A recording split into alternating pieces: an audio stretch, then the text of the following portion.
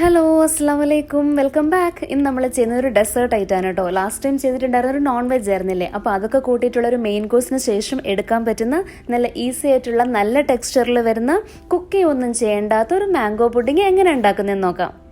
ഈ പുഡിങ്സിൻ്റെ ഹൈലൈറ്റ് എന്ന് പറയുന്നതിൻ്റെ ടെക്സ്ചറാണ്. അതായത് ഒരുപാട് കട്ടിയായി പോകരുത്, ഒരുപാട് ലൂസും ആവരുത്. അപ്പോൾ അതിൻ്റെ ഇൻഗ്രീഡിയൻസിൽ ഫസ്റ്റ് ഞാൻ എടുത്തേക്കുന്നത് ഒരു മാങ്ങയാണ്. നല്ലതുപോലെ പഴുത്ത മാങ്ങ. ഇത് നമുക്ക് ഗ്രൈൻഡ് ചെയ്തെടുക്കുക വേണ്ടത്. മിക്സിയിലിട്ട് നല്ലപോലെ ഗ്രൈൻഡ് ചെയ്തെടുക്കണം. പിന്നുള്ളത് പഞ്ചസാര എടുത്തിട്ടുണ്ട്. പഞ്ചസാര ഒരു 1/2 കപ്പ് എടുത്തേക്കുന്നത്. ഞാൻ പൊടിച്ചെടുത്തേക്കുവാണ്. പഞ്ചസാര നല്ലതുപോലെ മിക്സ് ചെയ്ത് വെച്ചിട്ടുണ്ട്. പിന്നെ ഉള്ളത് ഹെവി ക്രീം അല്ലെങ്കിൽ തിക്ക് ക്രീം എന്ന് പറയും. ഇത് നമുക്ക് തിക്ക് ക്രീം എന്ന് പറഞ്ഞ് തന്നെ വാങ്ങാൻ കിട്ടും. അതുകൊണ്ട് ഞാൻ സ്പൂണിൽ എടുക്കുമ്പോഴത്തേക്കിനും അതങ്ങനെ വിട്ടു പോകത്തില്ല, നല്ല തിക്കായിട്ട് തന്നെ ഇരിക്കും. വിപ്പിംഗ് ക്രീം അല്ല കേട്ടോ എടുക്കുന്നത്. വിപ്പിംഗ് ക്രീം ഒക്കെ നമ്മൾ യൂസ് ചെയ്യുന്നത് ഐസ്ക്രീംസ് ഒക്കെ ഉണ്ടാക്കാനും അതുപോലെ കേക്കിനൊക്കെ വേണ്ടിയിട്ടൊക്കെ ഉപയോഗിക്കും. ഇതാണ് പുഡിങ്ങിന് എടുക്കുന്നത്. ഇത് ഞാൻ കാണിച്ചു തരാം. എൻ്റെ ഇതിൻ്റെ പാക്കറ്റ് ഉണ്ട്. തിക്ക് ക്രീം എന്ന് പറഞ്ഞ് തന്നെ ഇതിൽ എഴുതിയിട്ടുണ്ടാവും. ഹെവി ക്രീം അല്ലെങ്കിൽ തിക്ക് ക്രീം എഴുതിയിട്ടുണ്ടാവും. ഞാനിവിടെ പക്കിൻ്റെ ഹെവി ക്രീമാണ് എടുത്തേക്കുന്നത്. വിപ്പിംഗ് ക്രീമാണ് നമ്മൾ വാങ്ങുന്നെങ്കിൽ അതിനകത്തും വിപ്പിംഗ് ക്രീം എഴുതിയിട്ടുണ്ട്. അപ്പോൾ ഇത് തിക്ക് ക്രീം നോക്കി വാങ്ങണം കേട്ടോ. പിന്നെ ഉള്ളത് യോഗട്ട് എടുത്തേക്കുന്നത് ഒരു 1/4 കപ്പ്. പിന്നെ ഉള്ളത് ജലാറ്റിൻ ഞാൻ 1.5 ടേബിൾ സ്പൂൺ ജലാറ്റിൻ എടുത്തേക്കുന്നത്. ഇത് കണ്ടോ, നല്ല ക്രിസ്റ്റൽസ് ആയിട്ടുള്ള സ്മോൾ ക്രിസ്റ്റൽസ് ആയിട്ടുള്ള പ്ലെയിൻ കളർലെസ് ആയിട്ടുള്ളതാ ജലാറ്റിൻ എടുത്തേക്കുന്നത്. Mango, cream, yoghurt, gelatin and sugar, ഇത്രയും മതി. ഇനി നമ്മൾ ഫസ്റ്റ് ചെയ്യുന്നതെന്ന് പറഞ്ഞാൽ ജലാറ്റിൻ എടുത്ത് വെച്ചിട്ടുണ്ടല്ലോ, അത് കുറച്ച് വെള്ളം ഒഴിച്ചിട്ട് അതിനൊന്ന് ഡിസോൾവ് ചെയ്ത് വെക്കണം. ബാക്കി പ്രോസസ്സൊക്കെ സ്റ്റാർട്ട് ചെയ്യുന്നതിന് മുമ്പായിട്ട്. അതായത് നമുക്കിനി മാംഗോ കട്ട് ചെയ്ത് അതിനെ ഗ്രൈൻഡ് ചെയ്യാനൊക്കെ ഉണ്ടല്ലോ. അപ്പോൾ അതിന് മുമ്പായിട്ട് ഈ ജലാറ്റിൻ ഒരു കപ്പിലേക്ക് ഒഴിച്ചു കൊടുത്തിട്ട് അതിലേക്ക് ഞാൻ നോർമൽ വാട്ടർ ഒഴിച്ചു കൊടുത്ത് അതൊന്ന് ഡിസോൾവ് ചെയ്ത് വെക്കാൻ പോവാം. അപ്പോൾ അതൊരു 5 മിനിറ്റ്സ് കൊണ്ടൊക്കെ അതൊന്ന് നല്ലതുപോലെ ഒന്ന് പൊങ്ങി വരികയൊക്കെ ചെയ്യും. പ്ലെയിൻ ജലാറ്റിനാണ് ഇവിടെ എടുക്കേണ്ടത്. ഈ പുഡിങ്ങിൽ ഒട്ടും തന്നെ കുക്ക് ചെയ്യുവോ ബോയിൽ ചെയ്യുവോ അങ്ങനത്തെ കാര്യങ്ങളൊന്നും ഇല്ല കേട്ടോ. ഇൻഗ്രീഡിയൻസ് എല്ലാം കൂടെ അതിൻ്റെ കറക്റ്റ് പാകത്തിൽ നോക്കിയിട്ട് മിക്സ് ചെയ്യുന്ന ആ ഒരു കാര്യം മാത്രമേ ഉള്ളൂ. ഈ ജലാറ്റിനാണ് പുഡിങ്ങിൻ്റെ ബൈൻഡിങ് ഏജൻറ്റ് എന്ന് പറയുന്നത്. അപ്പോൾ അതിൻ്റെ അളവ് ഒരിക്കലും കൂടി പോകരുത്. കൂടി പോയാൽ എന്ത് പറ്റും എന്ന് വെച്ചാൽ അതങ്ങ് പുഡിങ് അങ്ങ് റബ്ബറി ആയിട്ട് പോകും. ഇപ്പോൾ ഞാൻ എടുത്തേക്കുന്ന ഒരു മാങ്ങയില്ലേ, ആ ഒരു മാങ്ങയ്ക്ക് ഒരു 1.5 ടേബിൾ സ്പൂൺ ജലാറ്റിനാണ് എടുത്തിട്ട് നമ്മളിങ്ങനെ ഡിസോൾവ് ചെയ്തെടുക്കുന്നത്. അത് നമ്മൾ വെള്ളത്തിൽ കലക്കി വരുമ്പോഴത്തേക്കും ഇതാക്കണ്ടോ, കുറച്ചൊരു കട്ടിയായിട്ടെങ്ങാനും തോന്നുവാണെങ്കിൽ ഇത്തിരി കൂടെ വെള്ളം ഒഴിച്ചു കൊടുത്തിട്ട് അതിനൊന്ന് ലൂസാക്കി വെക്കണം. ഇനി നമുക്ക് മാങ്ങ പൾപ്പാക്കി എടുക്കണം. ഒട്ടും വെള്ളം ചേർക്കാതെ പൾപ്പാക്കി എടുക്കാം. അപ്പോൾ ഞാനിവിടെ മാംഗോ പൾപ്പ് റെഡിയാക്കിയിട്ടുണ്ട്. ഇനി അടുത്ത് ചെയ്യുന്നതെന്ന് പറഞ്ഞാൽ നമ്മളുടെ ജലാറ്റിനില്ലേ, ഞാൻ വെള്ളത്തിൽ ഡിസോൾവ് ചെയ്ത് വെച്ചിരുന്നത്, അതൊന്നൊരു ഡബിൾ ബോയിലിംഗ് മെത്തേഡ് വഴി അതിനൊന്ന് ലൂസാക്കി എടുക്കുകയാണ്. കാരണം ഇപ്പോൾ അത് ഇത്തിരി ഒരു കട്ടിയായിട്ടുണ്ടാവും. അതിലേക്ക് ഒരു ഇത്തിരി വെള്ളവും കൂടെ ഒഴിച്ചിട്ട് നമ്മൾ ഒരു പാത്രം വെച്ചിട്ട് ആ പാത്രത്തിൽ വെള്ളം വെച്ച് അതിനുള്ളിലേക്കാണ് നമ്മളുടെ പാത്രം ഇറക്കി വെക്കുന്നത്. ഡയറക്റ്റ് അടുപ്പിൽ വെക്കരുത്. ഇങ്ങനെ വെക്കുമ്പോഴത്തേക്കും എന്താണെന്ന് വെച്ചാൽ ആ ഒരു ചെറിയ ഒരു ഹീറ്റിൽ ഈ ജലാറ്റിൻ ഇങ്ങനെ ഉരുകി അതങ്ങ് നല്ല വാട്ടറി ആയിട്ട് വരും. ഇതാണ് നമ്മൾ പുഡിങ്ങിലേക്ക് ഒഴിച്ചു കൊടുക്കാൻ പോകുന്നത്. അപ്പം ഇത് ബാക്കി എല്ലാ ഇൻഗ്രീഡിയൻസിൻ്റെയും കൂടെ നല്ലതുപോലെ ബ്ലെൻഡ് ആവും. അതേസമയം കട്ടിയായിട്ടുള്ളത് ഒരിക്കലും നമ്മളുടെ ഈ പുഡിങ് മിക്സ്ചറിലേക്ക് ആഡ് ചെയ്യുകയും ചെയ്യരുത്. അങ്ങനെ ചെയ്താൽ പിന്നെ അത് ഫ്രിഡ്ജിലൊക്കെ വെച്ച് സെറ്റായി വരുമ്പോഴത്തേക്കും അതിന് ശരിക്കും ആ ഒരു റബ്ബറി ഫോം അതിൻ്റെ ഉള്ളിലുണ്ടാവും.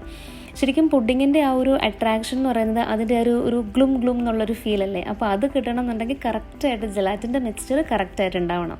ഇപ്പോൾ ഒരുവിധം വാട്ടറി ആയിട്ടുണ്ട്. ഇനി നമുക്ക് എടുക്കാം. ഇനി ഞാനൊരു ബൗളിലേക്ക് നമ്മുടെ ഇൻഗ്രീഡിയൻസ് മിക്സ് ചെയ്യാൻ പോവാം. അതിന് വേണ്ടിയിട്ട് ആദ്യം ഞാൻ ആ ഷുഗർ ഇട്ട് കൊടുക്കും. അതുപോലെ തന്നെ അതിൻ്റെ കൂട്ടത്തിൽ ആ ഹെവി ക്രീമും പിന്നെ യോഗട്ടും ഇട്ടിട്ട് ഇത് നല്ലതുപോലെ ബ്ലെൻഡ് ചെയ്യണം. അപ്പോൾ അതിൽ ലംസ് ഒന്നും ഫോം ചെയ്യാതെ അതങ്ങ് അലിഞ്ഞ് എല്ലാം കൂടെ ബ്ലെൻഡ് ആവുന്നത് വരെയും ഇത് നല്ലതുപോലെ മിക്സ് ചെയ്തങ്ങ് ചേർക്കണം കേട്ടോ. നല്ല ഫൈൻ പേസ്റ്റായിട്ട് നമ്മൾ നല്ലതുപോലെ ബ്ലെൻഡ് ചെയ്യണം. അത് വളരെ പെട്ടെന്ന് തന്നെ ആവും. അതിനകത്ത് ലംസ് ഒന്നും ഇല്ലാതെ നല്ല സ്മൂത്തായിട്ട് വരും. അങ്ങനെ വന്നു കഴിയുമ്പോഴത്തേക്കിനും നമ്മൾ നേരത്തെ മാംഗോ പൾപ്പ് എടുത്ത് വെച്ചിട്ടുണ്ടല്ലോ, അതിലേക്ക് ഈ മിക്സ്ചറും കൂടെ ആഡ് ചെയ്തിട്ട് അത് വീണ്ടും മിക്സ് ചെയ്യുക ചെയ്യുന്നത്. നമ്മളിവിടെ മാംഗോ പൾപ്പ് അല്ലാതെ അഡീഷണൽ ആയിട്ട് സ്മോൾ മാംഗോ പീസസ് ഒന്നും ഈ പുഡിങ്ങിൽ ആഡ് ചെയ്ത് കൊടുക്കുന്നില്ല കേട്ടോ. പക്ഷെ അത് ഇഷ്ടമാണെന്നുണ്ടെങ്കിൽ ഉറപ്പായിട്ടും ആഡ് ചെയ്യാം.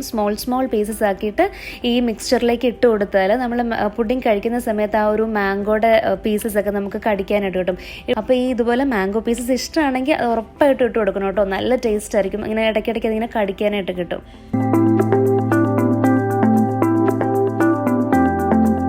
ഇതിലേക്ക് നമ്മൾ വാം ചെയ്ത് വെച്ചിരുന്ന ജലാറ്റിനില്ലേ, ആ മിക്സും കൂടെ ഇട്ട് കൊടുത്തിട്ട് നല്ലതുപോലെ ഇളക്കുക. അപ്പോൾ നല്ല എല്ലാത്തിൻ്റെയും കൂടെ അതങ്ങ് ബ്ലെൻഡായിട്ടങ്ങ് ചേരും.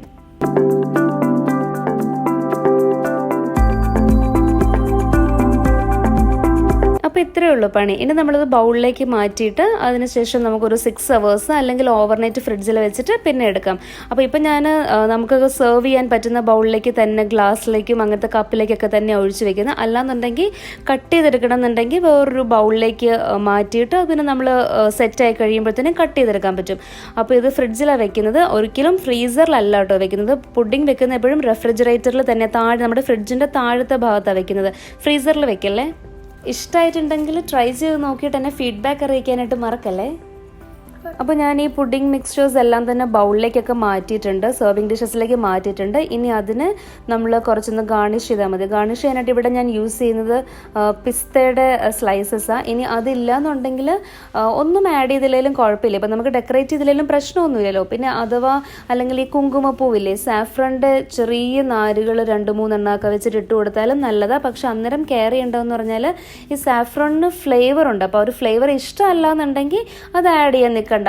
ഒന്നെങ്കിൽ എന്തെങ്കിലും വെച്ചിട്ട് ഗാർണിഷ് ചെയ്യുക, ഈ ഡ്രൈ ഫ്രൂട്ട്സോ. ഇനി അതൊന്നും ഇല്ലാന്നുണ്ടെങ്കിൽ അല്ലാതെ കഴിച്ചാലും നല്ല ടേസ്റ്റ് ആട്ടോ, അങ്ങനെ കുഴപ്പമൊന്നുമില്ല. ഇനി ഞാനിതെല്ലാം ക്ലിംഗ് റാപ്പ് കൊണ്ട് നല്ലപോലെ റാപ്പ് ചെയ്തിട്ട് ഫ്രിഡ്ജിൽ വെക്കുക കേട്ടോ. ഞാനത് ഓവർനൈറ്റ് ആട്ടോ വെച്ചത്. എന്നിട്ട് എടുത്തിട്ട് നമുക്കത് എങ്ങനെയുണ്ടെന്ന് നോക്കാം. അതിൻ്റെ റാപ്പൊക്കെ മാറ്റിയിട്ട് അതിൻ്റെ ടെക്സ്ചർ എങ്ങനെയുണ്ടെന്ന് നോക്കാം. അങ്ങനെ നോക്കുമ്പോഴത്തേക്കിനും നല്ല സോഫ്റ്റ് ആയിട്ടുള്ള, സ്മൂത്ത് ആയിട്ടുള്ളൊരു പുഡിങ് തന്നെയാണ് നമുക്ക് കിട്ടിയേക്കുന്നത്.